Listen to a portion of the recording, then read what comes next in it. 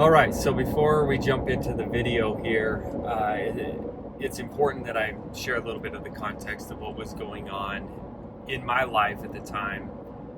I drew out for the dedicated hunter for the state of Utah, and this is my first year. I had the opportunity to come in September and hunt archery for a couple of days. And at that time, my family was going through a lot. Many of you that have hunted Utah or in the West might recognize the name Sam Raby. He's my uncle and is just an awesome taxidermist. Great guy, 6'7" tall, big guy, giant in our family, so much fun. Well, unfortunately, he was diagnosed with pancreatic cancer and passed away in September. And I was so fortunate to be in Utah, not in Hawaii, when he came home from the hospital and passed away at his home, and was able to share those last embraces with the family and say our goodbyes, which I'll cherish that experience for forever. One of the last things he said to me is he hugged me, and one of the days I was in full camo. I just came off the mountain from hunting archery for deer, and he just said, "I'll never do it again, so get the big one for me." And had no idea, how the hunt would unfold and what would take place. And big one's relative, right? That means different things to different folks. For me, pretty average deer hunter, it's a nice, respectable buck. And long story short, Tyler Nelson is my cousin. His mom and my mom are twins, and he's just been so awesome over the years to hunt with. He's such a great hunter and has lots of good locations and sends me to different pins and areas to hunt, and I've gotten really lucky with all the good information he's so willingly shared with me. And he just had a baby, and so as I was leading into the hunt and trying to figure out what to do, I gave him a call, said, "Ty, do you think we could get out opening morning, and what would that look like?" And usually we have 5 or 6 different ideas up our sleeves, and he called me on his way home from work, and he's like, "Okay, I've got it. Here's what we're gonna do. Be at my place at this time. I've got the spot. Be ready to hike. Going straight up the face. There's big deer in the area. We're gonna make it happen." And I just loved his decisiveness and the confidence in his voice. It felt different on the special side for me. And so the rest of the hunt you're gonna see play out. Almost puked my guts out going straight up this face. Coming from Hawaii, I go from sea level to parking at 7,000-8,000 feet and hiking straight up 2,000 feet, and I get a little bit of elevation sickness the first couple of days of the hunt, and then it calms down. But here we are nonetheless. He's so good, basically pulling me up the mountain, up this face. I think I'm in shape, but it was crazy. And we get on top, and we've got some footage to share with you, and you'll see how the rest of the hunt unfolds from there. But I want to dedicate this video and the experience to my Uncle Sam, who really was an inspiration to me in the hunting community. Always as a kid, I'd go over to his home and his shop and see the work that he was doing and the big game animals he was working on, and the stories that he had, and it was just incredible. It was super inspiring, and a big reason why I am so passionate about the great outdoors today. So Uncle Sam, this one's for you, and we got a big one, so enjoy.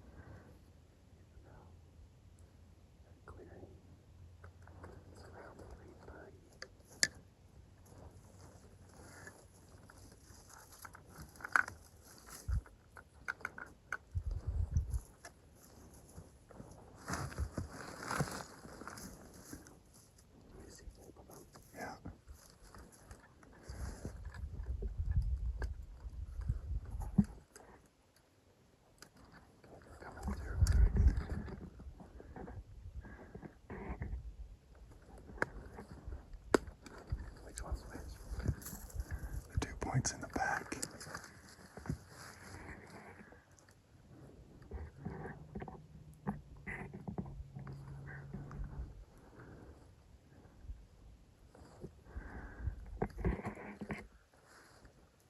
They're walking down out of sight from me.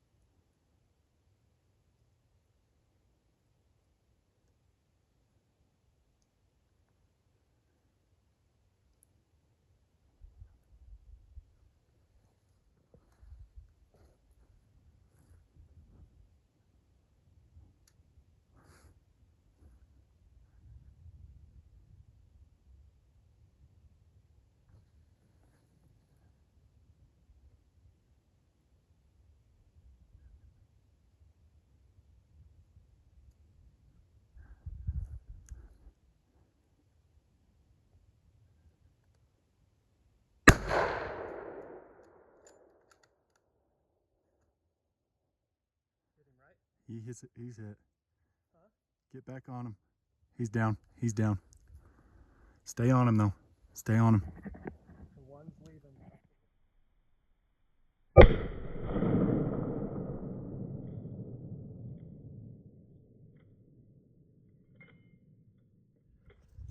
Ty brought me into another great spot. We saw a bunch of bulls this morning, good mature bulls, and then we found a couple of bucks that fed up over into a draw, and we had no idea what to do. The wind was terrible going right down to him, so we played it out and around him, and he ended up spotting him bedded at 157 yards in the Quakeys, and I had to sneak around because I couldn't see him belly crawling, and I got him up on their feet and tried to make a play, and then I'm staring right into the sun, can't see anything. I finally make it to my way over here to these trees, lean up against the tree and hide the scope behind the shade of the tree, and all I had was about a 10-inch window. I could see the bigger buck and his vitals and his front legs, and I just eventually, after several minutes, worked my way up his leg and touched one off. He ended up rolling down. We can't see him, he's a little out of sight, but we think he's down. We saw the other buck bound off through the trees, so T-Nels. Loves being on camera, but man, this guy knows how to hunt. I learned so much from him.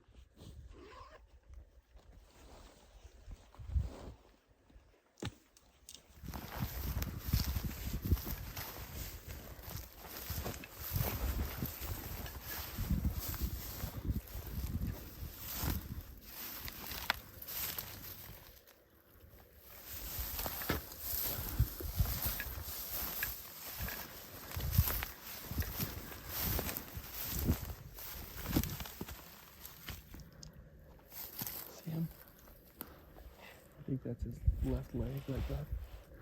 Then at the elbow, white leg. I see.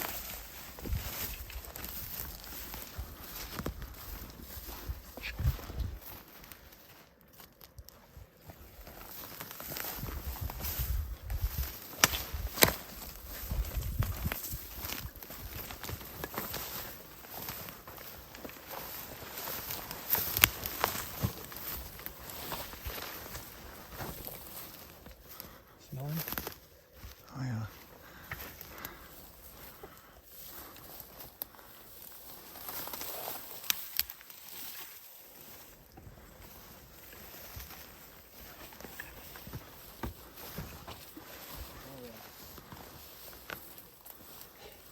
Hitting where I held. Boom. Great shot. Wow. Leaning against the tree with that little tiny window. Go put your hands on him.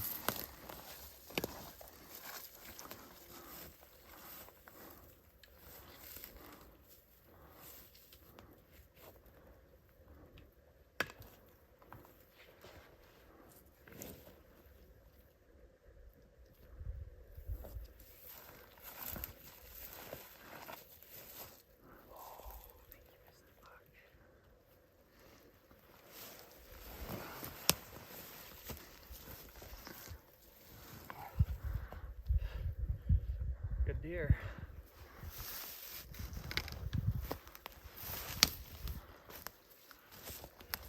I'm happy with that.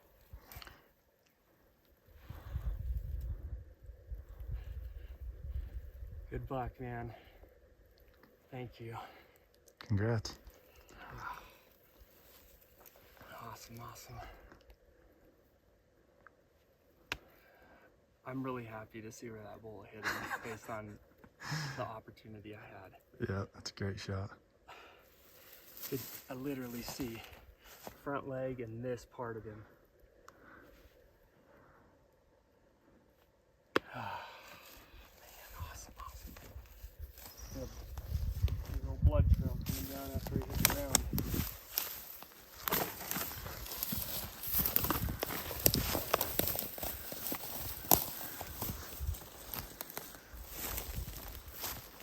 Batted right here. He didn't go far.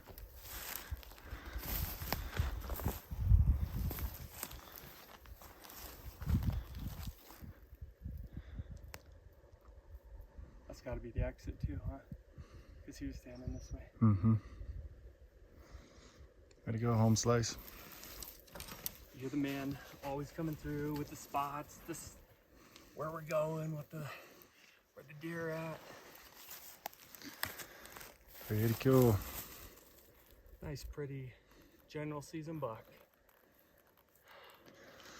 Let's get to work. Let's do it.